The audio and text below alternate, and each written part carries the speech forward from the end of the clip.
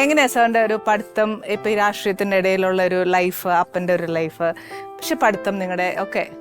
ഞാൻ സ്കൂളിങ് മൊത്തം ട്രിവാൻഡ്രത്തായിരുന്നു. കാർമൽ സ്കൂളിലായിരുന്നു ജോയിൻ ചെയ്ത്. പിന്നെ ലയോള സെന്റ് തോമസ് 3 സ്കൂളിലായിട്ട് ഞാൻ കംപ്ലീറ്റ് ചെയ്തു. അത് കഴിഞ്ഞ് ഇവാനസിലെ ഒരു വർഷം ഉണ്ടായിരുന്നു. അപ്പം എനിക്ക് പക്ഷേ പേരൻസിന് നിർബന്ധം, എനിക്കും ആഗ്രഹമായിരുന്നു. എൻ്റെ പ്രിൻസിപ്പൾ എൻ്റെ 11th വെച്ച് പറഞ്ഞു സെൻറ്റ് സ്റ്റീവൻസിൽ പോകണം. അപ്പം ഞാൻ സത്യം പറഞ്ഞാൽ അദ്ദേഹമാണ് എന്നെ ഇൻട്രൊഡ്യൂസ് ചെയ്തത് ഈ കോളേജിനോട്. അപ്പം അങ്ങനെ മനസ്സിൽ ആഗ്രഹം കിടന്നുകൊണ്ട് ഞാൻ 2004 സെൻറ്റ് സ്റ്റീവൻസിൽ പോയി. സെൻറ്റ് സ്റ്റീവൻസിൽ പോയി അവിടെ ബാച്ചിലേഴ്സ് കംപ്ലീറ്റ് ചെയ്തു. അത് കഴിഞ്ഞ് ലോ എടുത്തു.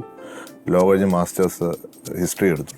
അത് സ്റ്റീഫൻസ് വഴിയാണ്. പക്ഷേ സ്റ്റീഫൻസിന്റെ പ്രത്യേകത വെച്ചാൽ, ഡിയുടെ പ്രത്യേകത വെച്ചാൽ കോളേജിന്റെ പേര് കാണും, പക്ഷെ പഠിത്തം ക്യാമ്പസിലാണ്, യൂണിവേഴ്സിറ്റി ക്യാമ്പസിലാണ് മാസ്റ്റേഴ്സ്. അപ്പോൾ അവിടെ മാസ്റ്റേഴ്സ് ചെയ്തു. പിന്നെ 2 LLM പല സമയത്തായിട്ട് എടുത്തു. അതാണ്. ഞാനിപ്പം ശരിക്കും ഒരു തനി വീട്ടമ്മയായിട്ടാണ് ചോദിക്കുന്നത്. എനിക്ക് രാഷ്ട്രീയം ഒന്നും വലിയ പിടുത്തമില്ല. എല്ലാ രാഷ്ട്രീയക്കാരുടെയും ഞാനൊരു ഇത് കാണുന്നില്ല, എല്ലാവരും മിക്കൊരു അഡ്വക്കേറ്റാ. അതന്നെ അവരങ്ങനെ ആവുന്നതാണോ അതോ അറിയാൻ വേണ്ടിയിട്ടാണോ?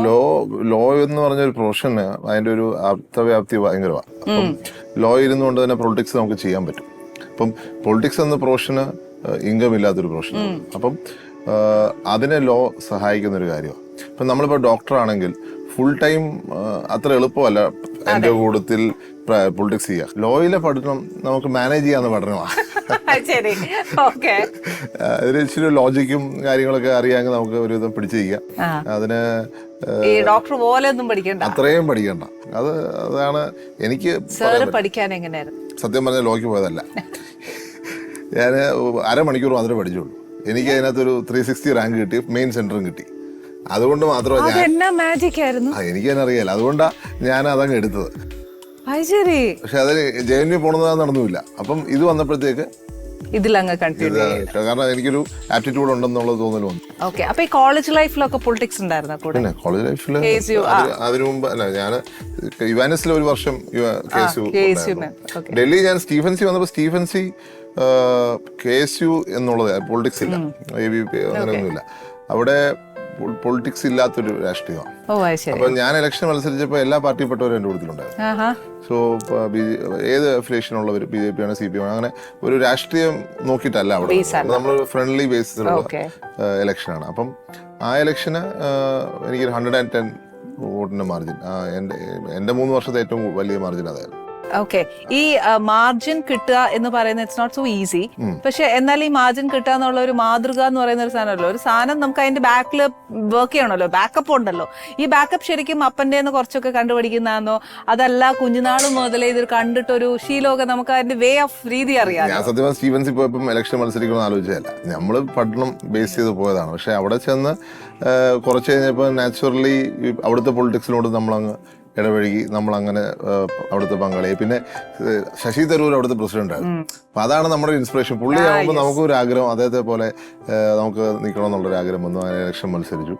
അപ്പം അതേസമയം അപ്പയുടെ ഫുൾ സപ്പോർട്ട് ഉണ്ടായിരുന്നു. മെന്റലിയും ഒക്കെ പുള്ളി സപ്പോർട്ട് ചെയ്തു. അപ്പന് ഇഷ്ടമായിരുന്നോ മോൻ ഇങ്ങനെ രാഷ്ട്രീയത്തിലേക്ക് വരുന്നതും?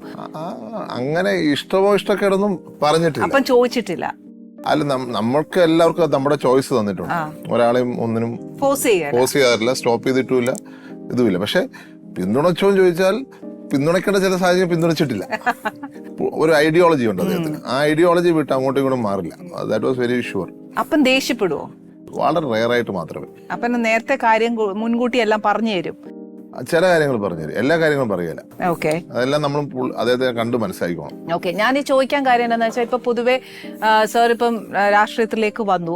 അപ്പൊ പൊതുവേ ഒരു വിവാദം എന്നാന്ന് വെച്ചാൽ, അപ്പനെ പോലെ മാനറിസംസ്, അപ്പനെ പോലെ മുടി, അപ്പനെ പോലെ എല്ലാം ചെയ്യുക, അങ്ങനെ രാഷ്ട്രീയത്തിലേക്ക് കയറി അങ്ങനെയൊക്കെ പറയുന്നില്ലുണ്ടായിരുന്നേ. അന്നേരം അത് ഞാൻ ചോദിക്കാം. പക്ഷെ അങ്ങനെ നമുക്ക് വിശ്വസിക്കാൻ ഒക്കെയല്ലോ. കാര്യം നമ്മൾ ഈ ജനിക്കുമ്പോഴേ അപ്പനെ ഇങ്ങനെ കാണുക, അപ്പന് ചുറ്റും രാഷ്ട്രീയം തന്നെ കണ്ടുകൊണ്ടിരിക്കുക. അപ്പൊ എത്രയായാലും കുറച്ചൊക്കെ നമുക്കും ഇൻസ്പയർഡ് ആവുമല്ലോ അപ്പനെ. 100%. നമ്മളിപ്പം ഞാൻ 2 വ്യക്തികളെ കണ്ടിട്ടാണ് ഇൻസ്പിറേഷൻ. ഒന്ന് രാജീവ് ഗാന്ധി, 2 എൻ്റെ ഫാദർ തന്നെയാണ്. അപ്പം പക്ഷെ ഫാദർ മുടിയിടുന്ന, എൻ്റെ മുടി ഞാൻ ഒരിക്കലും ചെയ്യാറില്ല. അദ്ദേഹം ചെയ്യാറുണ്ട്, ഞാൻ ചെയ്യാറില്ല. ഞാൻ താടി വെക്കുന്നുണ്ട്, അദ്ദേഹം വെച്ചിട്ടില്ല. അത് ഒരിക്കലും വെച്ചിട്ടില്ല. ഞാൻ തല മുട്ട അടിച്ചൊക്കെ പലതവണ മുട്ട അടിച്ചിട്ടുണ്ട്. അത് ചെയ്തിട്ടുമില്ല. അപ്പൊ എനിക്ക് എന്റേതായ സ്റ്റൈലുണ്ട്. പക്ഷെ അതിനെ ഇപ്പം എന്ത് ചെയ്താലും അങ്ങനെ ഇന്റർപ്രറ്റ് ചെയ്യാം. നമ്മൾ എന്ത് ചെയ്താലും അങ്ങനെ ഇന്റർപ്രറ്റ് ചെയ്തെടുക്കുക. കാര്യം എന്നാന്ന് വെച്ചാൽ ഇതിനകത്ത് ഒരുപാട് കാര്യങ്ങൾ ഇതിന്റെ കൂട്ടിയിണക്കി വരുമല്ലോ. അപ്പന്റെ പേര് വരുന്നത് തിരിച്ചിട്ടു, അപ്പന്റെ പേരാ ഇട്ടത്, അങ്ങനെ ഒരു കൺഫ്യൂഷൻ, അത് ഇതിന് വേണ്ടിയാണ്, അങ്ങനെയൊക്കെ ഒരു ചുമ്മാ ഒരു വർത്താനം വരും. എന്റെ ഫാദറിന് അദ്ദേഹത്തിന്റെ ഗ്രാൻഡ് ഫാദറിന്റെ പേരാ. അത് കേട്ടിട്ടുണ്ട്. എന്റെ ഫാദറിന് അദ്ദേഹത്തിന്റെ ഗ്രാൻഡ് ഫാദർ, അദ്ദേഹം MLC ആയിരുന്നു. അദ്ദേഹത്തിന്റെ മകൻ, അതായത് എന്റെ ഗ്രാൻഡ് ഫാദർ, അദ്ദേഹത്തിന്റെ പേര് എനിക്ക് വന്നിരിക്കണേ. അദ്ദേഹം ഒരു ഹെഡ് മാസ്റ്റർ മാത്രമായിരുന്നു. അപ്പൊ ഈ രണ്ടുപേരും കൂടി ചേർത്ത് എന്റെ പിതാവിന്റെ പേര് വരുന്നത്. എനിക്ക് വരുന്നത് എന്റെ ഗ്രാൻഡ് ഫാദറിന്റെ, എന്റെ ഫാദറിന്റെയും. അല്ല, ഞാൻ ചോദിക്കുന്നത് വെച്ചാൽ ഇപ്പത്തെ നമ്മൾ വളർന്നു വരുന്ന ജനറേഷൻ ഇപ്പം എന്നെ ഇങ്ങനെ പേര് കിട്ടെ, അങ്ങനെയൊക്കെ ഒരു ചോദ്യം അപ്പനോട് ചോദിക്കുകയല്ലേ? അതായത് ചോദിക്കാൻ ആളെ കാണണ്ടേ? അപ്പനെ കിട്ടിയ ഞാൻ 2ാമത്തെ വയസ്സിലാണ് പരിചയപ്പെടുന്നത് അപ്പനെ. അതെ, പനിയായിട്ട് ഹർത്താൽ ദിവസം വന്നു, പനിയും വന്നു. അന്ന് വീട്ടിൽ അദ്ദേഹം കിടക്കുന്ന സമയത്താണ് ഞാൻ ആദ്യമായിട്ട് ജീവിതത്തിൽ പരിചയപ്പെടുന്നത്. അപ്പം അങ്ങനെ ഒരാളുടെ അടുത്ത് എന്തോ ചോദിക്കാൻ, അദ്ദേഹം സംസാരിക്കത്തുമില്ല. ഏതാ ഈ നാട്ടുകാരോട് മുഴുവൻ വർത്താനം പറഞ്ഞ് അവർക്കൊക്കെ സമാധാനം കൊടുക്കുന്ന ഈ വലിയൊരു മനുഷ്യൻ നമ്മുടെ വീട്ടിൽ അധികം മിണ്ടുകയല്ലെന്ന് പറഞ്ഞാൽ സംസാരിക്കാനായിരുന്നു. വളരെ വളരെ പിന്നെ ചില കാര്യങ്ങൾ സംസാരിക്കും, പക്ഷെ വളരെ കുറച്ചാണ് സംസാരം. ഈ ഞങ്ങള് അദ്ദേഹത്തിന്റെ ചില ക്വാളിറ്റീസ് ഞാൻ നോട്ട് ചെയ്തത് ഞാൻ 8ാം ക്ലാസ്സിലുള്ളപ്പോഴാണ്. ഞങ്ങൾ 3 പേര്, എൻ്റെ അമ്മയും ഞാനും അപ്പയും കൂടെ അമേരിക്കയിൽ പോയി. അപ്പം അദ്ദേഹം ഫൊക്കാനയ്ക്ക് ഇൻവൈറ്റ് ചെയ്യപ്പെട്ട് ഫൊക്കാനയ്ക്ക് പോയതാണ്.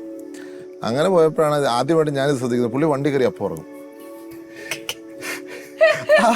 ഞാൻ ലോങ് ഡിസ്റ്റൻസ്, അത് ന്യൂയോർക്കിൽ നിന്ന് റോച്ചസ്റ്റർ എന്ന് പറഞ്ഞ സ്ഥലം വരെ എൻ്റെ കാറിൽ പോവാണ്. ഞാൻ ശ്രദ്ധിച്ചു, വണ്ടി കയറി ആ സെക്കൻഡ് ഉറങ്ങും. ഭയങ്കര അത് അങ്ങനെ അദ്ദേഹം സർവൈവ് ചെയ്യുന്നത്. കാരണം അല്ലെങ്കിൽ ഉറങ്ങുന്നില്ല. 2 മണിക്കൂർ 3 മണിക്കൂർ ഉറങ്ങണേ, വണ്ടിയിൽ ഇരുന്നാണ് ബാക്കിയുള്ള ഉറക്കം. അയ്യോ കഷ്ടമേ. അങ്ങനെയായിരുന്നു അദ്ദേഹത്തിന്റെ ഒരു ലൈഫ് സ്റ്റൈൽ.